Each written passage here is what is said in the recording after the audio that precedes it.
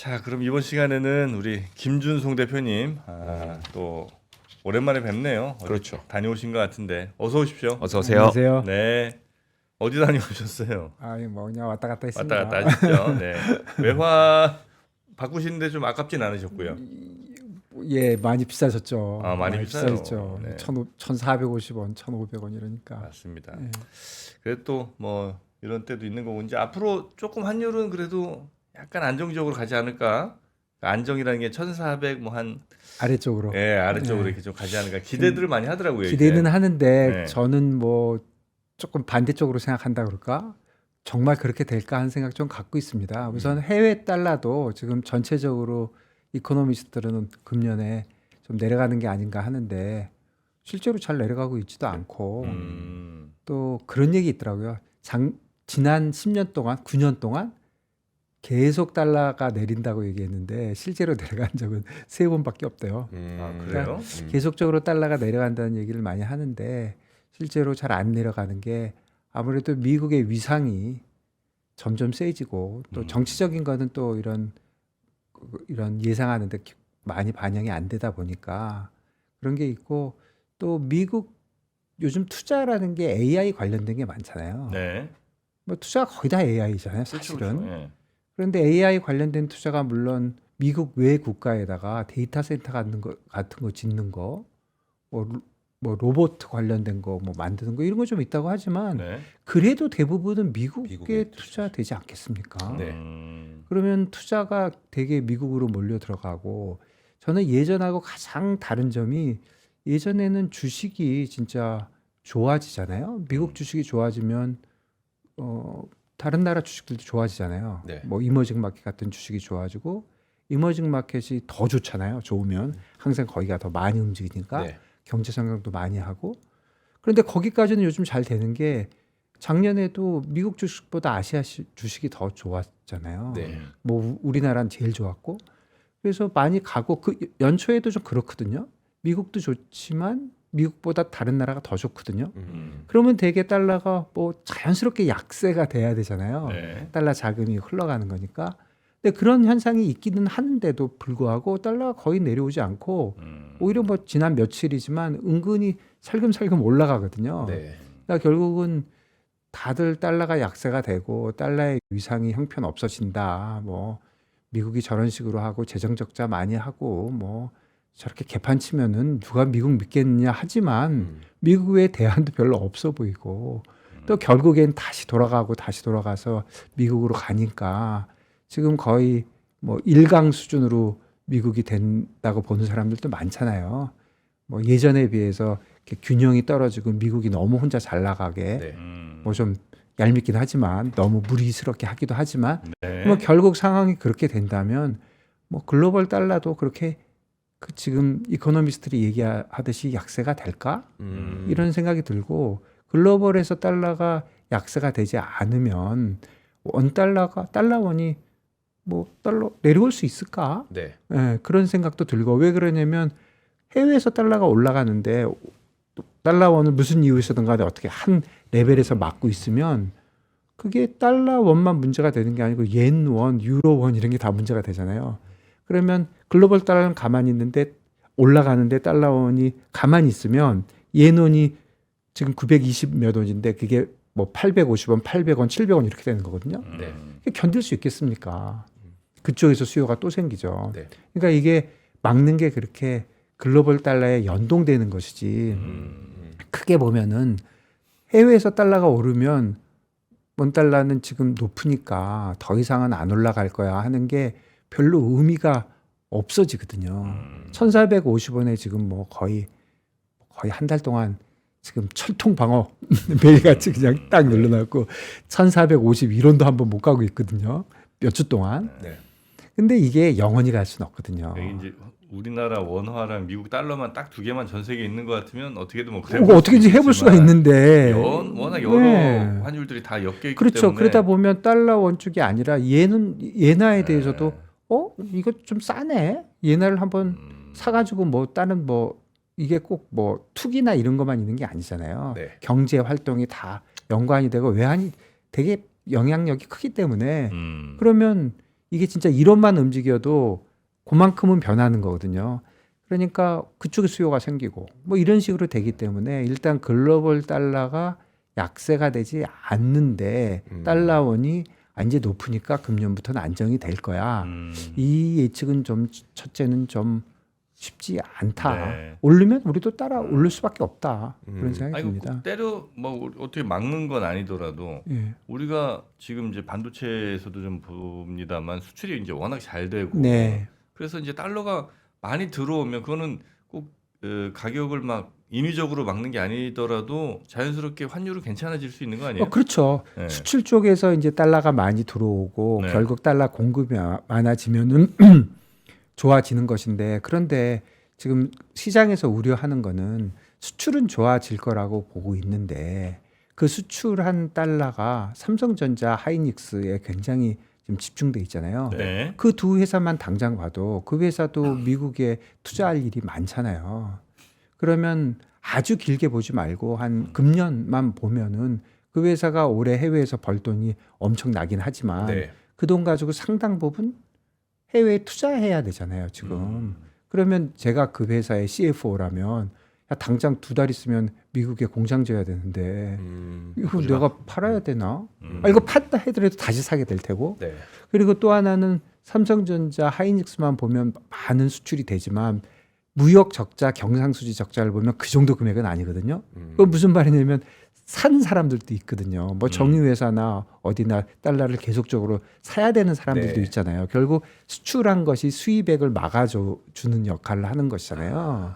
그러니까 삼성전자가 야 엄청나게 이렇게 들어오는데 하지만 아니 그렇다고 보면 정유사는 엄청나게 안 사나요? 우리나라 석유 한 푼도 없는데. 네. 그러니까 결국 이게 밸런스가 맞춰 나가는 것인데 문제는 그렇다고 해도 뭐 25년보다 26년에 수출이 더 되는 거 아니냐. 그러면 더 내려와야지 하지만 이게 사실은 달러 수급에 관련돼서는 그 수출보다도 최근에 많이 영향을 미치는 거는 역시 자본시장 쪽이거든요. 네. 실물시장과 자본시장에서 보면 자본시장 쪽인데 자본시장 쪽에서 국내 개인들의 자산이 다양화되면서 해외로 이전되는 거. 네. 이거는 큰 추세 같아요. 이거는 큰 추세 같고 막을 수도 없는 것이고 또 우리가 남들에 비해서 개인들이 해외 자산을 많이 갖고 있는 것도 아닌 것 같고요.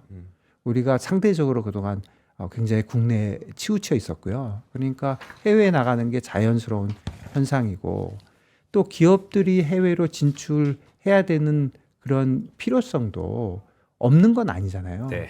그런데다가 트럼프가 저 또 쌩 난리를 치니까 할 수 없이 나가는 것도 있고 그래서 기업이 나가는 것도 있기 때문에 이런 투자 쪽에 해외로 나가는 뭐 나쁘게 얘기하면 자본 유출, 네. 그냥 정상적으로 얘기하면 자본의 이동 이런 것들이 수출에서 좋아지는 것보다 더 많을 것이야.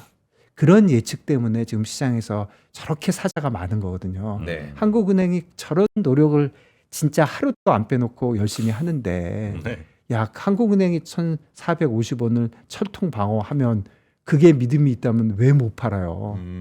올라가면 거기서 사시는데 그런데 거기에 대한 믿음이 사실 시장에서 그렇게 강하지 않다. 이렇게 지금 봐야 되는 상황인 것 같습니다. 그러니까 결국 우리가 워낙 강세를 기대하기는 상당히 어려운 상황이고 네. 그러면은 이 정도 수준은 유지할 수 있을 것 같으세요? 아 저는 꼭 그것도 믿을 수가 없는 그것도 믿을 수 없어요? 예, 지금 사실은 작년 말부터 일어난 이런 해외 투자의 증가, 네. 개인들이 해외로 나가는 거 거의 못 막는 것 같고요. 기업들이 해외로 나가는 것도 지금 자의반 타의반으로 계속 나가잖아요. 그러면 투자 쪽에서 보면 우리가 나가는 만큼 해외에서 들어오면 되거든요. 네. 그러면 우리 그 이제 코스피 같은 그런 포트폴리오 투자 네. 이런 것들에 관련돼서는 많이 사실 자유화가 돼 있어요. 그리고 뭐 사기 좋게 많이 돼 있지만 그래도 자세히 따져보면 외국인들이 더 사기 쉽게 이런 거에 대해서 좀 노력을 하고 그래서 올해부터 외국인 통합 계좌가 열리는 거 아니었습니까? 예전보다 조금 더 조금은 더 편리해지는 것 같아요. 네. 예, 그런 것도 더 하고 그래도 아직도 해야 될 게 좀 많이 있다고 생각하거든요. 그런 것도 있고 사실 그런 포트폴리오 투자 말고 간접 투자 말고 직접 투자들 있잖아요. 우리나라의 회사를 만들고 이런 것들이 사실 더 예전보다 더 하기 좋은 거를 만들어서 우리나라 기업들이 자의반 타의반으로 해외로 나가는 만큼 해외 기업도 들어오면 되거든요. 네. 근데 그런 쪽에 근본적인 노력이 과연 있느냐. 그다음에 지금 사회 분위기로 볼 때 그런 것들에 대한 과감한 뭐 제도 개선이나 이런 게 있을 수 있나. 그리고 또 그런 어려움이 있다면 특히 기업들이 해외로 나가는 게 자의에 의해서 나가는 게 아니라 미국에 뭐 짓눌려 가지고 나가면은 정부가 좀 막아주는 역할도 해야 되는데 막아주기는커녕 지금 뭐 그냥 대미 투자를 정부가 하게 생겼으니까 네. 그런 쪽에 대한 이런 우려들이 지금 사실 눌려 있을 뿐이지 굉장히 많거든요. 어제 그래서 산업부에서 그 우리나라의 외국인 직접 투자가 얼마나 됐는지 네, 자료가 나왔는데 360억 달러를 작년 한 해 동안 네, 외국인이 우리나라에 와서 직접 투자를 했다는 네. 거예요. 이건 그린필드 투자, 네, 포트폴리오 네. 투자가 아니라 360억 달러고 그다음에 이게 어느 정도인지 보니까 2021년에 295억 달러, 그러니까 대략 300억 네. 달러였다면 5년 만에 지금 한 20%가 늘어났다는 거거든요. 네. 그러면 그러니까 우리나라에 들어오는 그린필드 투자가 360억, 그다음에 네. 우리가 미국에다 투자해야 되는 게 매년 200억, 그다음에 여기다가 이제 해외 투자하는 거 뭐 이런 거 따져보면 그게 20%가 지금 전체가 아니고 그린 투자니까 뭐 어느 정도 네. 전체인지는 모르겠지만 어쨌든 해외에서 5년 동안 들어오는 게 20% 증가했다면 너무 작죠.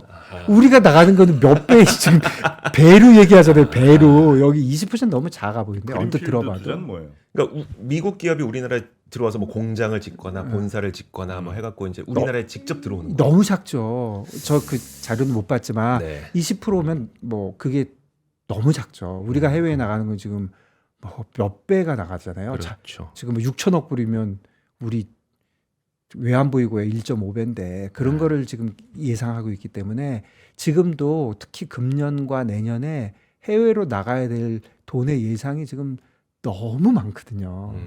그러다 보니까 정부가 진짜 노력은 진짜 이렇게 얘기하면 좀 그렇지만 가상하다고 할까 모든 거를 다 하고 있는데 네. 제가 보기에는 좀 근본적인 대책을 하는 것이 아니라 물론 근본적인 대책이라는 게 장기적으로 가고 하니까 어려움은 있겠지만 너무나도 단기적인 대책들이 많아서 효과들이 거의 없는 대책의 나열이거든요. 그런 점이 좀 있는 것 같아요. 말씀드린 대로 국내에서 외국인들이 들어와서 직접 투자가 늘어날 수 있는 그런 방안, 네. 또 국내 기업들이 타의로 나가는 거 말고 자의로 나가는 사람들도 있거든요. 해외 공장을 국내에서 안 해. 네. 해외 가서 해야지. 이런 거에 대해서 안 하게 할 수 있는 좀 방어책. 그다음에 사실 개인들 부자들이 자꾸 해외로 나가거든요. 네.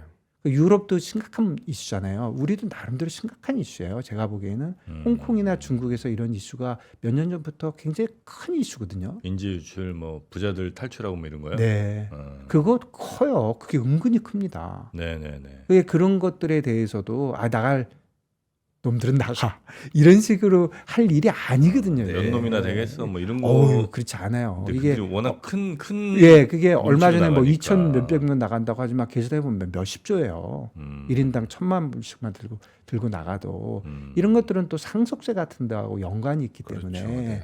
우리가 그렇게 쉬운 상황이 아니거든요. 그런데 네. 시장에 있는 사람들은 사실 엄청 별거 다 생각하기 때문에 이런 국내에서 외화가 나갈 가능성이 많은 거 네. 그런 거에 대한 예상을 하고 있는데 더 근본적인 거는 사실 그런 거를 봐야 되는데 쉽지가 않고 네. 또 하나 조금 과격한지 모르지만 생각해 봐야 된다고 저는 계속 생각하는 게 우리나라 외환관리법이 지금 오랜 동안 묶여 있잖아요. 네.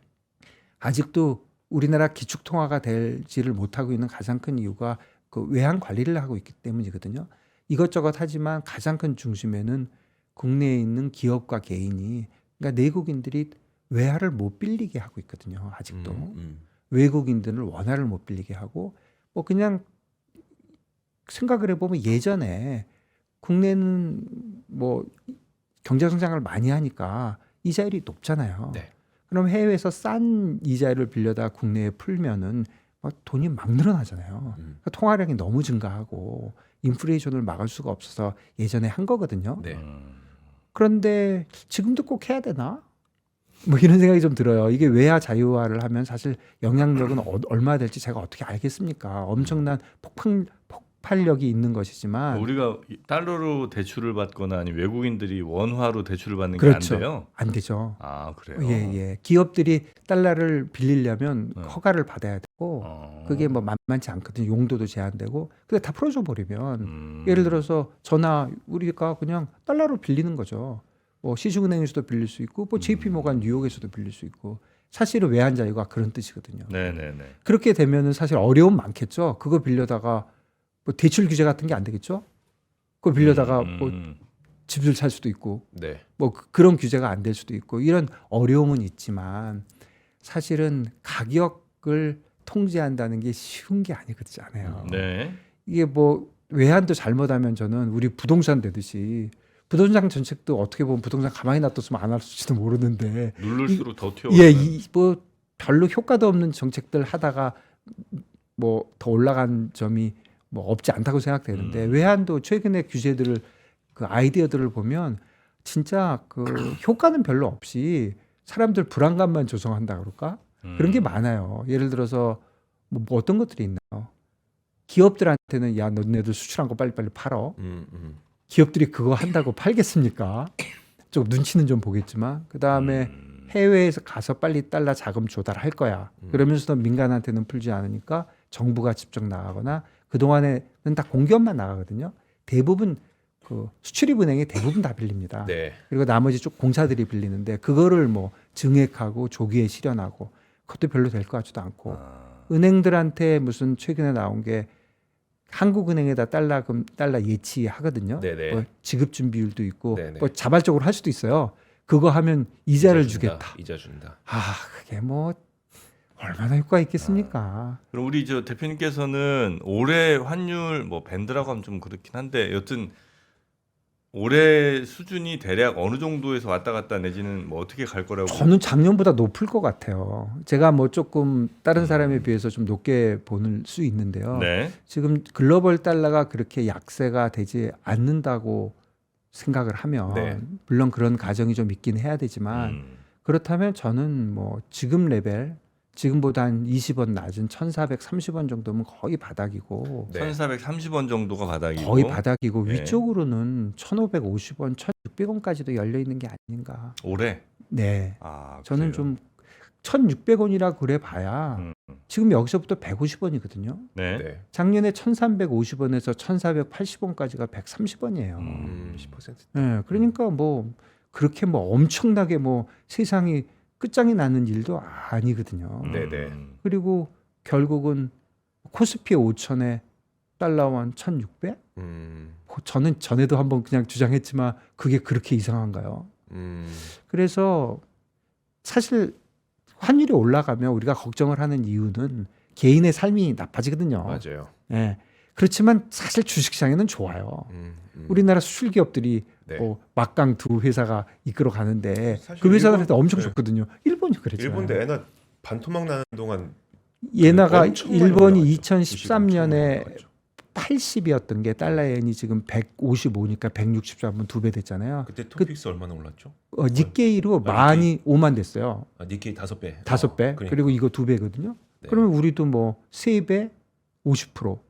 뭐 이렇게 된다 그러면 그거 대충 계산해 보면 5,000대 1,600쯤 돼요. 그렇다면 바로 옆 나라 일본이 사실 여러 가지 면에서 우리하고 좀 비슷한 면이 있기 때문에 구조상 수출 기업이 많고 뭐 이런 게 있기 때문에 그것도 그렇게 이상해 보이지 않고 그래서 저는 그냥 예측의 영역으로 어떻게 돼야 된다 이런 거를 떠나서 예측을 해보라 그러면 저는 이런저런 이유로 금년에도 달러원이 아래쪽보다는 위쪽으로 봐야지 네. 지금 뭐 예측이나 정부의 의지나 뭐 이런 것들이 아래쪽에 있다 그래서 아 이게 탑이니까 이제 곧 내려가겠네 이렇게 예상을 하고 모든 계획을 짜시면 잘못하면 뒤틀어질 수도 있다. 1,500원 넘어가고 1,550원 뭐 이렇게 되면 우리는 일단 물가 부담 좀 클 거고요. 그죠? 예. 물가 부담 그리고 또 무슨 문제 생기죠 우리 수입 업체들? 그렇죠. 수출 업체들은 좋아지고 그렇겠죠. 수입 업체들은 나빠지는 거죠. 네. 그리고 내수 기업은 점점 나빠지고 수출은 좋아지고 그러니까 양극화가 점점 심하게 되고 그러니까 나쁘죠. 뭐 좋아 보이진 않습니다. 좋아 보이진 않는데 그렇지만 그냥 예측으로 해본다면 뭐 최소한 반반으로 저는 봐야 된다고 생각하고요. 1,450원에서 1,300원 가는 거와 1,600원 가는 게 반반이다. 네. 이렇게 봐야 되고요. 1,500원 정도면 사실 약간 물론 1,400원 넘어가는 것도 정황이 있었겠습니다만 1,500원은 또 숫자가 주는 의미가 또 있잖아요. 야, 1,500원 뭐 이러면서 그것까지는 그래도 가면 갑니다. 그래요? 예. 알겠습니다. 항상 기대해서 가는 거지. 예. 한번 가면 그냥 안 갈 것 같은데 한 이틀만 지나 보세요. 그러면 또 싸 보이잖아요. 지금 주식도 4,500인데 불과 9개월 전에 얼마였습니까? 불과 9개월 전에 5천이면 진짜 말도 안 되는 숫자 갔는데 이제 진짜 바로 그 위에 있잖아요. 그러니까 금융시장의 그 숫자라는 것들이 뭐 예전에는 뭐 달러 인덱스 얼마였는데 지금은 얼마 이렇게 비교하고 하는 것들이 그런 쪽의 의미보다는 예전과 지금이 바뀐 게 뭔가 있나 크게 그걸 보는 게 중요한 것 같은데 그런 면에서 볼 때 제가 크게 바뀌었다고 보는 거는 그때에 비해서 자본이 해외로 자꾸 나가려고 하는구나. 기업들도 나갈 수밖에 없고 개인들은 자발적으로 자꾸 나가려고 하는구나. 네. 이 추세가 올해 꺾이나 할 때 꺾이기는커녕 더 갈 것 같거든요. 그래서 금년도 저는 달러는 좀 강세 쪽으로 베팅도 하고 싶고 또 강세 쪽으로 가는 거에 뭐 투자하시는 분들, 기업하시는 분들도 대비를 어느 정도 해야 된다. 저는 그런 쪽으로 생각하고 있습니다. 지금 현재 환율 수준이면 달러를 좀 사두는 게 낫겠네요. 제 생각은 그렇습니다. 근데 뭐 알 수는 없죠. 네네네, 알겠습니다. 그 다른 뭐 금융기관들은 대체로 전망들을 어떻게 좀 비슷하게 합니까? 아니면 금융기관들은 약간 낮게 내려가는 쪽으로 하는데 뭐 이런 말씀 좀 이상할 수 있는데 그게 예측도 예측이지만 예측에 정치적인 게 좀 안 들어가 있고요. 미국의 이런 힘 같은 게 좀 들어가 있는 게 하나 있고 그다음에 예측이 아까 말씀드린 대로 지난 10년 동안 거의 9번 내려간다 그랬는데 실제로 내려간 적은 3번밖에 없거든요. 그러니까 예측은 항상 예측이고 좀 그렇습니다. 알겠습니다. 자, 그러면 환율은 뭐 여러 전망들이 나오니까 그건 여러분들이 이제 잘 판단을 하시되 우리 김준성 대표님은 네. 본인의 경험이나 지금 현재 여러 상황들을 환경들을 잘 고려해 보면 아마 지금보다 더 낮아져-봐야 뭐 1,430원 정도 올해 그리고 아마 높아진다면 1,600원 정도까지는 좀 열어 놓는 게 맞지 않겠나 이렇게 이제 판단하신다는 거고요. 맞습니다. 네. 그건 뭐 여러분이 한번 잘 들어보시고 한번 고려해 보시면 되겠습니다. 네. 자, 그러면 오늘은 우리 김준성 대표님 요 정도로 하고 보내드리고요. 늘 하여튼 자기 관리 잘 하시는 모습 참 존경스럽습니다. 배우고 싶습니다. 별 말씀을요. 네, 항상 운동 맞아요. 네. 항상 운동하시고 또 자신의 어떤 그 취미나 이런 것도 시간 잘 할애하시고 또 일도 열심히 하시는 거 보면 저도 저럴 수 있을까 네. 늘 하여튼 부럽습니다. 별 무엇보다 말씀을요. 저 턱수염 관리가 참 부럽습니다. 어떻게 하면 저렇게 예쁜 턱수염이 그래요? 나지? 네. 네. 자, 김준성 대표님 네. 대단히 고맙습니다. 감사합니다. 네. 자, 이제 저희도 인사드리고 또 물러가야 될 텐데 네. 특히 그 저희가 요즘 뭐 말씀드린 3% 드림 투어 네. 요거가 이제 막 뭐 스케줄 짜고 아니면 어디 코스 짜고 이런 게 굉장히 불편할 수 있잖아요. 그죠? 무엇보다도 저는 맛집 찾는 게 우리나라에서도 힘든데 거기 가서 맛집 어떻게 찾으시겠습니까? 다 찾아드린다고. 네, 다 찾아드립니다. 네, 그래서 맛집도 찾아드리고 뭐 교통, 숙박, 항공 모든 것들 다 네. 원스톱 서비스를 해드리니까 이제 신경 쓰시지 않을 다른 그냥 어떻게 드림만 한번 해볼까 이런 네. 생각만 하시면 된다는 그러니까 거. 꿈만 꾸고 오세요. 네. 숟가락만 나머지는? 들고 오시면 됩니다. 네, 저희가 나머지 다 해드리도록 하겠습니다. 알겠습니다. 문의가 필요하신 분은 배너에 보였던 그 전화번호로 연락을 네. 주시면 됩니다. 자, 그러면 저희도 인사드리고 네.